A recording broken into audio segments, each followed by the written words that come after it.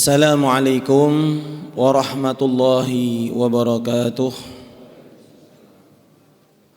Alhamdulillah wassalatu wassalamu ala Rasulillah sayyidina wa habibina wa syafi'ina wa qudwatina maulana Muhammadin ibni Abdullah wa ala alihi wa sahbihi wa man walah.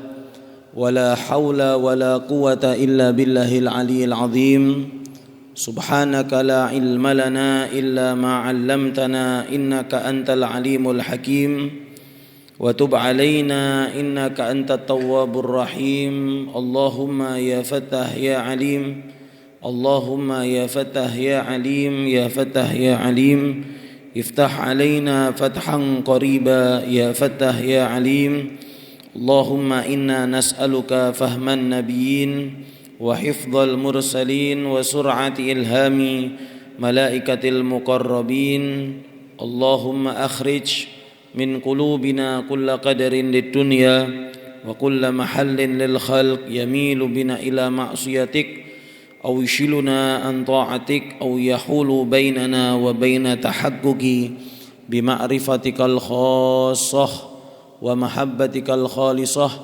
نوينا تعلم وتعليم وتذكر وتذكير والنفع والانتفاع والإفادة والاستفادة والحث على التمسك بكتاب الله وسنة رسوله صلى الله عليه وسلم والدعاء إلى الهدى والدلالة على الخير ابتغاء وجه الله ومرضاته وثوابه وقربه سبحانه وتعالى إلهي أنت مقصودي waridhaka matlubi amma ba'du.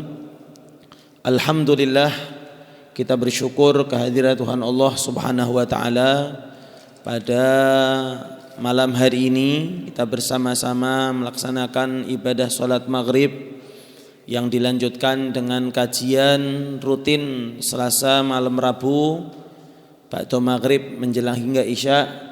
Dan pada kali ini kita bersama-sama mengkaji sejarah baginda Nabi Muhammad sallallahu alaihi wa ala alihi wa sahbihi wasallam. Generasi ke generasi ketika mereka diingatkan tentang Nabi Muhammad ada perasaan senang dan tenang. Jadi kalau orang diingatkan tentang Nabi Muhammad itu menyenangkan dan menenangkan, Pak. Sampai kalau misalkan orang di Mesir itu sampai diabadikan di dalam film, bahkan diabadikan di dalam novel. Kalau misalkan ada orang marah itu, mereka bilang sholli ala nabi, diajak untuk baca sholawat. Ketika orang lupa sesuatu, Bapak kalau misalkan lupa jangan goblok, jangan Pak. Jangan malah mendoakan sesuatu yang buruk kepada diri kita atau kepada orang lain. Dikatakan kalau orang lupa sesuatu, untuk biar yang lupa itu bisa ingat, baca sholawat Allahumma sholli ala sayyidina Muhammad wa ala ali sayyidina Muhammad. Kalau toh kita belum ingat, minimal kita dapat pahala membaca sholawat. Semoga rahmat yang Allah Ta'ala turunkan ketika kita membaca sholawat, walaupun barang itu lupa, moga diingatkan. Kalau tidak ingat, semoga Allah berikan yang lebih baik daripada yang kita lupakan. Nah, ini membaca salawat itu menenangkan. Lebih daripada sekedar menenangkan, mengingat Nabi Muhammad itu menyenangkan. Menyenangkan kepada hati orang-orang yang betul-betul tulus ikhlas di dalam mencintai Rasulullah. Maka semoga kajian kita ini betul-betul bisa menyenangkan dan menenangkan kita semuanya, baik di dunia ataupun di akhirat. Amin ya rabbal alamin. Jamaah yang dimuliakan Allah Subhanahu wa taala, masih ada sedikit pembahasan terakhir sebelum kita berpindah mengenai pindah bab di dalam kitab As-Sirah An-Nabawiyah karya Syekh Ahmad Zaini Dahlan. Syekh Ahmad Zaini Dahlan ini merupakan mufti Mekah pada zaman beliau, yang bahkan terinspirasi, selalu saya jelaskan di sini, dari ulama inilah terinspirasi seorang Muhammad Darwish mengganti namanya menjadi Ahmad Zaini Dahlan. Ini termasuk orang yang sangat dikagumi keilmuannya di kota Mekah. Zaman dulu, zaman sebelum tahun 1900-an ini, Syekh Ahmad Zaini Dahlan. Jamaah yang dimuliakan Allah Subhanahu wa taala, lalu diceritakan bahwa sesungguhnya ketika Isra Mi'raj diinterogasi oleh orang-orang kafir Quraisy, bahkan Sayyidina Abu Bakar As-Siddiq memantapkan pula tentang Nabi Muhammad, ada satu bukti yang menunjukkan bahwa Nabi Muhammad SAW sungguh nyata melaksanakan perjalanan, dan itu tidak bisa mereka ingkari. Apa itu yang terjadi? Rasulullah bilang bahwa aku berhenti di tempat perhentiannya orang-orang yang mau menuju ke Mekah. Ciri-cirinya seperti ini ontanya. Karena ketika aku lewat, onta itu menyadari aku lewat sampai ontanya berlarian. Ketika mereka kehilangan onta dari jauh, aku bilang sama mereka, arah sebelah sini. Mereka dengar, ini kayak suaranya Muhammad ini. Mereka tidak bisa mengingkari, ini seperti suaranya Muhammad ini. Dan betul ditelusuri sesuai dengan arah yang ditunjukkan, ketemu onta yang hilang itu. Kalau misalkan kalian tidak percaya, coba tanya mereka. Kapan ayo mereka pulang? Kira-kira sebelum tenggelamnya matahari, rombongan itu sudah sampai kota Mekah. Dan akhirnya betul, ditunggu oleh orang-orang dan terlambat. Dan terjadi mukjizat Nabi yang juga merupakan mukjizat Yusha bin Nun. Jadi Nabi itu memiliki banyak mukjizat yang dimiliki oleh nabi-nabi sebelumnya. Nabi Muhammad hampir mengikat setan. Ketika Nabi Muhammad mau mengikat setan, Nabi Muhammad mengatakan, kalau bukan karena adab tata kramaku kepada Nabi Sulaiman, saya akan mengikat dan aku tunjukkan ini setan ini yang mengganggu kalian. Nabi Muhammad mendengar bagaimana perkataan daripada hewan seperti Nabi Sulaiman. Jamaah yang dimuliakan Allah, Nabi Muhammad memiliki mukjizat seperti Nabi Yusha bin Nun. Apa itu? Nabi Yusha bin Nun bisa menghentikan matahari tidak tergelincir. Nabi Muhammad berdoa, ya Rob, tahan matahari sampai rombongan itu datang. Dan betul, waktu berhenti, Pak. Ini kalau kita diceritakan tentang Rasulullah menghentikan waktu, kita malah. Cuman anak-anak kita, Pak, itu diceritakan tentang film superhero, ini berhenti, ini balik, mereka percaya. Subhanallah. Bapaknya tentang Nabi Muhammad ra percaya, anaknya tentang superhero malah percaya. Iki saya ngedan sing dikira. Maka kadang-kadang mindset cerita-cerita ini itu perlu kita ceritakan kepada mereka supaya yang mereka idolakan ialah baginda yang mulia Nabi Muhammad sallallahu alaihi wa ala alihi wasallam. Berhenti matahari, Pak. Tidak tergelincir, tidak tenggelam. Sampai akhirnya ketika datang hatta aqdamal ir kama wasafa sallallahu alaihi wasallam. Ketika mereka sudah tiba baru mataharinya gerak lagi. Wa syamsud duha ta'atka inda maghibiha fama gharubat bal wafaqatka biwaqfatin. Sedangkan matahari yang terang itu mentaatimu wahai Rasulullah ketika dia mau tergelincir, ketika orang-orang kehilangan rombongan yang mau datang itu wahai Rasulullah, matahari mentaatimu, tidak tenggelam, akan tetapi dia menyetujuimu ketika engkau mengatakan untuk berhenti wahai Rasulullah. Tentunya kita harus yakin, Pak, Nabi Muhammad bukannya menghentikan matahari dengan sendirinya. Yang menghentikan matahari itu ialah Allah untuk memuliakan baginda Nabi Muhammad sallallahu alaihi wasallam. Semua mukjizat yang dialami oleh para nabi pemberian Allah. Semua mukjizat, bukan mukjizat satu dengan yang lain. Semua mukjizat tentunya dengan qudratullah, dengan kuasa daripada Allah Subhanahu wa taala. Ketika mereka datang baru Toh bener toh Muhammad ki cen tukang sihir tenanan. Akan tetapi orang-orang seperti Abu Bakar As-Siddiq, orang-orang yang beriman kepada Rasulullah sallallahu alaihi wasallam, tambah iman lagi, tambah yakin lagi, tambah mantap lagi kepada Allah dan kepada baginda yang mulia Nabi Muhammad sallallahu alaihi wa ala alihi wasallam. Jamaah yang dimuliakan Allah, yang namanya orang kalau mau berdakwah sembunyi-sembunyi bagus.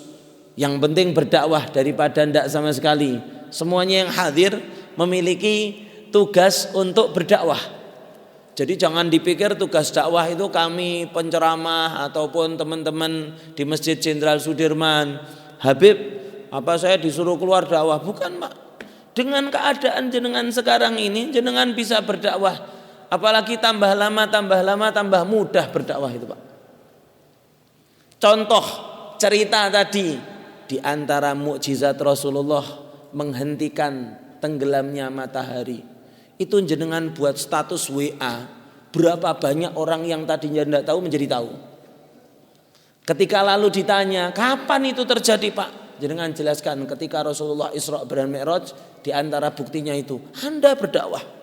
Tidak usah harus nginep di masjid, tidak usah harus naik ke atas mimbar padahal tidak bisa, tidak usah harus buat pengajian kecil-kecilan. Semua di antara kita memiliki tugas untuk menyampaikan apa yang kita ketahui tentang Allah dan tentang Rasulullah. Semudah apapun.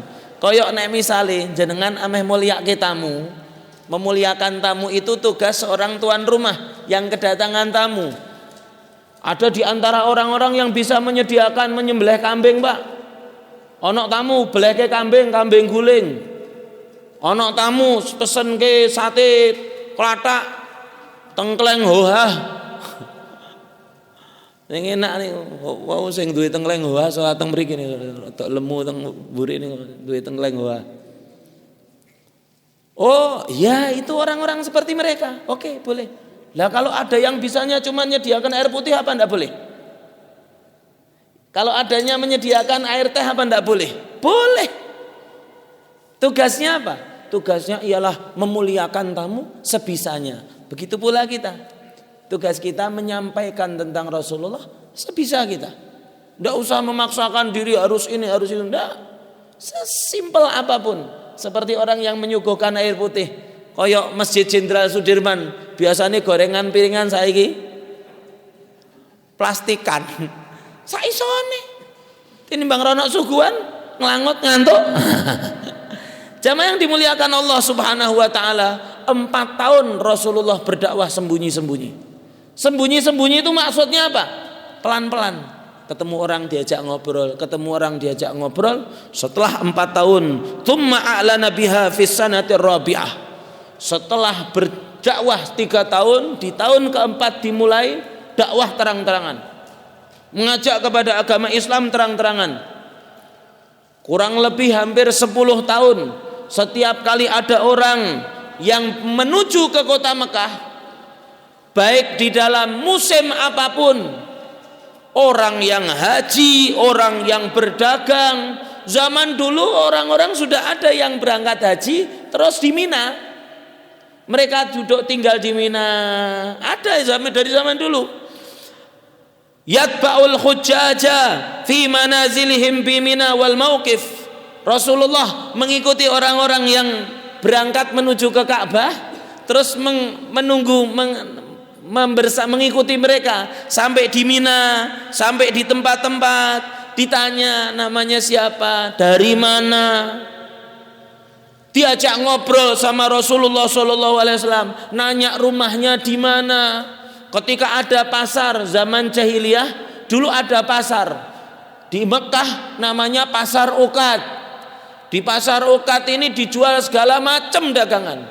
Bahkan budak orang dijual di situ. Bahkan syair diperjualbelikan.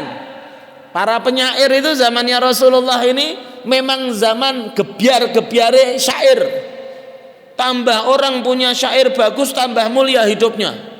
Dan itu setiap zaman berubah, Pak. Tidak ada yang menyangka dari sekotak handphone sing regone paling 1 juta, 2 juta, 3 juta orang bisa jadi selebritis negara, Pak. Siapa yang menyangka tahun 90-an orang bisa menjadi artis negeri gara-gara duwe HP. Kalau ndak masuk TV ya bukan artis. Cuman berubah. Era berubah, Pak. Orang ndak masuk TV, punya HP, aktif di dalam media sosial, mun ndak dadi artis dhewe, Pak. Betul. Itu kenyataan. Dan setiap zaman berubah. Zamannya Rasulullah sing paling kondang, paling digdoyo orang yang ahli bahasa. Makanya Al-Qur'an ini datang dengan sistem bahasa yang mengalahkan mereka semuanya. Ahli-ahlinya bahasa kalau ketemu Al-Qur'an deprok opoi. Bahasa apa ini? Ini bukan perkataan manusia ini. Subhanallah. Nah cuman eranya kita bukan era bahasa. Awak dhewe kok era bahasa. Kon nerjemahke Al-Qur'an iki apa? Sedahsyat-dahsyatnya ahli tafsir, mereka itu memiliki sanad, memiliki runtutan ilmu dari atas, Pak. Bukan waton saka uteke dhewe, Pak. Makanya saya sangat heran kepada orang yang menafsirkan dengan pikiran mereka sendiri. Lah kira-kira ya artine ngene. Weh. Kira-kira enggak boleh. Enggak boleh. Maka terjemahan Al-Qur'an enggak boleh menjadi sumber kita untuk mentafsirkan Al-Qur'an. Mereka yang menerjemahkan saja tidak bisa sendiri, membutuhkan ilmu khusus yang mereka ambil dari orang-orang sebelumnya untuk betul-betul menjelaskan bagaimana Al-Qur'an. Jamaah yang dimuliakan Allah Subhanahu wa taala, ketika sampai di pasar Uqad, Habib, memang pasar Uqad dimulai ini bulan apa? Bulan Syawal. Ketika orang sudah mulai berbondong-bondong ke Mekah untuk melaksanakan ibadah haji, pasar Uqad ini dimulai. Lalu ketika orang-orang datang, maka Rasulullah SAW datang pula ke pasar itu, mengajak yang kira-kira orang biasa diajak ngobrol. Ketika ada orang yang berkesan sama Rasulullah, tanya, "Lah kalau kamu namanya siapa?" Jelaskan, "Nama saya Muhammad, bapak saya Abdullah. Saya diutus oleh Allah menjadi rasul untuk utusan." Ada yang percaya, ada yang tidak percaya. Tugasnya Nabi menyampaikan, bukan memaksa untuk orang bisa tahu. Tidak. La ikraha fiddin. Begitu pula kita tadi. Tugas kita itu menyampaikan. Tidak pernah ada satupun paksaan kita untuk biar orang tuh harus paham apa yang kita pahami. Tidak. Tugas kita cuma menyampaikan. Jangan buat status undangan arisan keluarga bisa. Kenapa kita tidak bisa ambil ilmu-ilmu dari Rasulullah dari majelis seperti ini? Ambil hikmahnya satu. Rasulullah dulu sabarnya mengenalkan tentang Islam kepada orang yang datang ke Mekah. Bayangkan, Pak, berapa banyak orang yang datang ke Mekah pada saat itu. Dan semuanya sama Rasulullah diusahakan untuk diajak ngobrol satu persatu. Sallallahu alaihi wa ala alihi wa sahbihi wasallam. Bahkan jamaah yang dimuliakan Allah Subhanahu wa taala, bahkan ketika Rasulullah sallallahu alaihi wasallam memperkenalkan diri beliau, mengajak orang lain untuk mengikuti beliau, ada yang bilang gini. Ada yang sampai Rasulullah bilang gini, "Apakah ada orang yang siap untuk menampung aku, untuk memperkenalkan aku kepada kaumnya? Karena orang-orang Quraisy ini mencegah aku untuk menyampaikan apapun yang Allah Ta'ala perintahkan untuk aku sampaikan. Apakah ada yang siap di antara kalian untuk bersamaku, untuk bisa menjadi sahabatku sehingga aku bisa menyampaikan secara mudah?" Coba siapapun yang mentaati Rasulullah, maka kota mereka menjadi kota Madinah zaman sekarang. Cuman memang usaha tidak mengkhianati hasil, Pak. Proses perjalanan panjang, bukan perjalanan yang sebentar.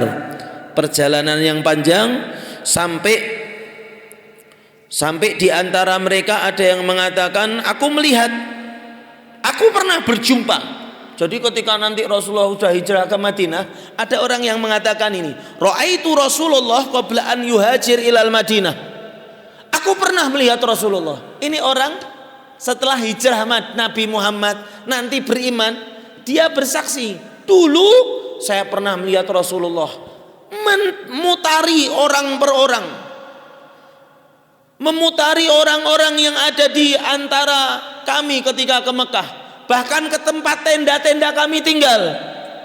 Permisi, bisa saya ngobrol sebentar? Saya mau ngomong sebentar. Sistem dakwahnya Rasulullah.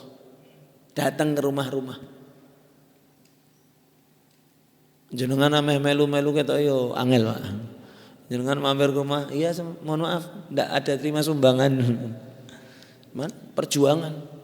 Saya pernah dapat cerita ada satu orang yang ngajak pengajian itu hampir setiap hari kepada satu rumah, Pak. Assalamualaikum, nanti ada pengajian di masjid. Oh iya, makasih, tidak datang. Besoknya datang lagi, nanti ada pengajian di masjid. Oh iya, tidak datang. Besoknya lagi, tidak kenal lelah ini takmir masjid ngajak untuk pengajian. Sampai akhirnya dari, hop. Kalau saya datang udah ya, jangan kemari lagi. Ya, kalau udah datang udah saya tidak kemari lagi nanti. Datang orangnya. Subhanallah, hidayah pas turun, Pak. Yang datang itu seperti orang yang haus mendapatkan air yang dia inginkan. Subhanallah. Kemarin di dalam salah satu majelis ketika mau pulang ada orang yang mendatangi kami, Habib doakan. Kenapa? Tidak tahu. Dari saya ketika duduk sampai akhir nangis saya. Lo bingung, saya gawe kowe nangis apa kayak ana dom nyocok bokongmu. Dia merasa nyaman, subhanallah. Subhanallah. Jenengan pernah ndak merasa ketemu orang baru pertama kali kenal, cuman kerasanya cocok? Itu. Misteri ilahi ndak ada yang tahu. Kapan kamu ketemu jodoh ndak tahu. Kapan kamu ketemu rezeki yang Allah persiapkan sama kamu ndak tahu. Subhanallah, subhanallah. Kadang tidak disangka-sangka itu mendapatkan apa yang kita inginkan. Begitu pula hidayah. Dan jangan pernah meremehkan tempat Allah turunkan hidayah. Siapa tahu hidayah untukmu turunnya di situ. Jamaah yang dimuliakan Allah Subhanahu wa taala, ketika Rasulullah ini kesaksian orang yang melihat, aku dulu pernah lihat Nabi Muhammad ini. Sebelum beliau hijrah ke Madinah, aku pernah lihat memutari orang satu persatu ke rumah orang-orang yang berangkat ke Mekah haji. Lalu kalau misalkan sudah ketemu orangnya, Nabi Muhammad berkata, wahai orang-orang, sesungguhnya Allah memerintahkan kalian untuk menyembah Allah. Janganlah kalian menyekutukan Allah. Ayo kalian semuanya menyembah Allah, jangan menyekutukan Allah. Mereka tahu Ka'bah itu dibangun sama Nabi Ibrahim. Mereka tahu bahwa sesungguhnya yang disembah itu ya yang menciptakan Ka'bah, bukan berhala. Cuman subhanallah, adallahum barihim. Mereka tersesatkan, Pak. Mindset hidup mereka berubah. Dari yang tadinya menyembah Allah berubah menjadi pemujaan kepada berhala-berhala. Alhamdulillah, Islam sampai sekarang tidak pernah dikhawatirkan dengan kemusyrikan. Orang kalau sudah muslim, sudah la ilaha illallah Muhammadur Rasulullah, ya salat, ya poso, susah untuk menjadi syirik. Karena tersesat kuno berubah angel. Cuman yang paling besar fitnahnya itu bukannya kemusyrikannya, Pak. Yang paling besar fitnahnya itu dunia. Harta, tahta, cinta. Gawat. Ini real terjadi, Pak. Di satu daerah, di daerah istimewa Yogyakarta, ada orang yang saben-sabennya ke masjid, adane yo pinter, telaten karo masjid, ternyata ketemu dengan seorang yang bukan muslim, kepincut, dan akhirnya ini yang non muslim bilang, kalau kamu mau nikah sama saya harus ikuti agama saya. Kalau enggak mau ya udah, enggak bisa saya. Sing ahli masjid iki pripun, Pak? Dia langsung nyembah berhala enggak? Karena dunia yang menggodanya dia berbalik dari arah menuju ke surga, menuju ke neraka. Naudzubillah min dzalik. Jadi kalau umat Islam koyo jenengan ngene iku terus percaya karo reca, insyaallah mboten. Cuman kalau dunia yang menggelincirkan itu sangat memungkinkan. Mudah-mudahan Allah Ta'ala hilangkan kecintaan dunia dari hati kita insyaallah. Ngomong tentang harta-harta tidak ada habisnya Pak. Dan kalau kita melihat orang-orang yang kaya itu, mereka sudah punya triliun, cuman masih berburu uang, gimana caranya triliun ini tambah. Awak dhewe sing duit 100 juta ora tau kumpul gini urip yo ayem, urip yo ambekan, mangan yo mangan. Kadang-kadang mereka tidak merasakan apa yang kita rasakan ayem urip. Sing kono ki ora tau ketemu bojo, kene saking ngerepe ketemu bojo tekan jeleh kok iki meneh. Subhanallah. Sing koyo ngono bojone ngalor, sing lanang idul, sing wedok ngalor, Pak. Anake ngulon. Ora tahu kepethuk ending-endinge napa. Yo iki yo iku, ketenangan ndak mereka rasakan. Demi Allah, Pak. Tenange batin ngibadah lungguh koyo ngene iki dibayar 1 miliar tetap mahalan tenange hati. Ala bidzikrillahi tatmainnul qulub. Segala sesuatu yang mengingatkan kita kepada Allah menenangkan hati dan itu mahal harganya. Kalau misalkan tenangnya hati ini jenengan iso dicikuk, jenengan dol karo wong sing ameh tuku akeh, Pak. Makanya mengingat tentang Nabi itu menenangkan. Kenapa? Tidak mungkin kita ingat Nabi kecuali kita mengingatkan kita kepada Allah Subhanahu wa taala. Jamaah yang dimuliakan Allah Subhanahu wa taala, ketika Rasulullah berbicara, ayo do nyembah Allah yuk. Kita jangan menyekutukan Allah yuk. Yang kita sembah hanyalah Allah. Nabi Muhammad ngajak ngobrol sama orang kayak misalkan jenengan, kalau misalkan kayak misalkan zaman masker ini. Zaman masker ada yang bilang, mohon pakai maskernya Pak. Ada yang bagi-bagi masker. Mereka peduli terhadap kesehatan. Nabi Muhammad peduli terhadap keimanan. Jadi kalau mereka ngajak masker sampai satu-satu dikomongi, dulu satgas niku, ayo masker Pak, dipakai Pak. Jangan sampai kalau Bapak sehat, sehatnya terjaga. Kalau Bapak sakit minimal tidak menjangkiti orang lain. Peduli kesehatan. Oke. Nabi Muhammad peduli terhadap keimanan. Jangan menyekutukan Allah yuk. Ketika Nabi Muhammad jalan, wa wara'ahu rajulun. Di belakang beliau ada orang juga, ini kesaksiannya orang nih. Yaqulu, orang ini bilang, ya ayuhan nas, bapak-bapak semuanya. Inna hadza ya'murukum an tatruku dina abaikum. Ini yang tadi nyuruh kalian untuk meninggalkan agama leluhur kalian. Jangan diikuti. Yang di belakang ngomong gitu, yang di depan ngomong untuk beriman. Fasa'altu man hadzal rajul. Maka orang yang memberikan kesaksian yang dari awal ini kita ceritakan tanya, siapa sini? Maka yang tahu bilang, yang di belakang ini pamannya yang depan. Siapa ini? Ini pamannya namanya Abu Lahab.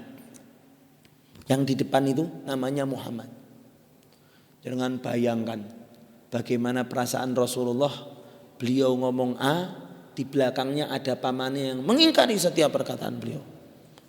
Bagaimana besarnya mental Rasulullah. Makanya kalau misalkan jenengan ditanya, Habib, katanya di antara Nabi Ulul Azmi, di antara mereka bahkan yang paling hebat Rasulullah. Apa sabarnya Rasulullah?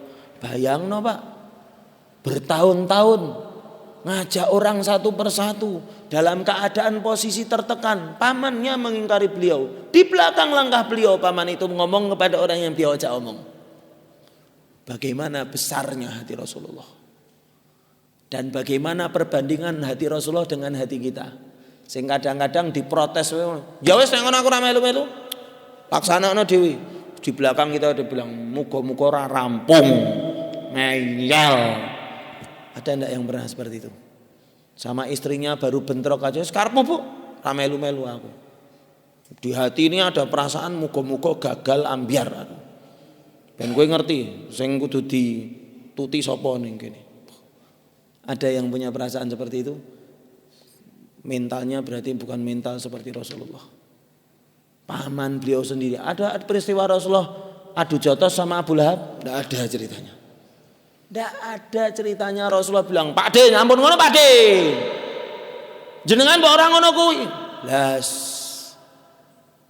Wa innaka la'ala khuluqin azim. Ada yang pernah punya benturan sama pamannya dia atau sama anak pamannya, marah-marah terus? Mungkin ada. Jangankan sama anak paman, sama paman kita. Mungkin zaman orang tua kita hidup kita pernah adu debat sama paman kita, sama ayah kita maaf, atau sama ibu kita. Bandingkan sama Rasulullah. Paman beliau tidak pernah sekalipun ada cerita Rasulullah bertabrakan sama pamannya. Diem, akhlak. Sallallahu alaihi wa ala alihi wa sahbihi wasallam. Jamaah yang dimuliakan Allah Subhanahu wa taala, di dalam cerita yang lain, di dalam riwayat yang lain, Rasulullah kalau ngajak bilang ini, ya ayuhan nas qulu la ilaha illallah tuflihu. Coba kalian nyebut la ilaha illallah aja, beruntung kalian. Menyebut apa? Tiada Tuhan selain Allah. Secara logika, yang namanya Tuhan kan tidak mungkin diduakan, Pak. Pencipta kita yang ngatur rezeki semuanya untuk kita, semuanya diatur oleh Allah. Jangan khawatir, sedahsyat-dahsyat keadaan kita punya Allah yang bisa mengatur sedemikian rupa, yang tadinya buruk menjadi baik, yang tadinya jelek menjadi indah. Allah.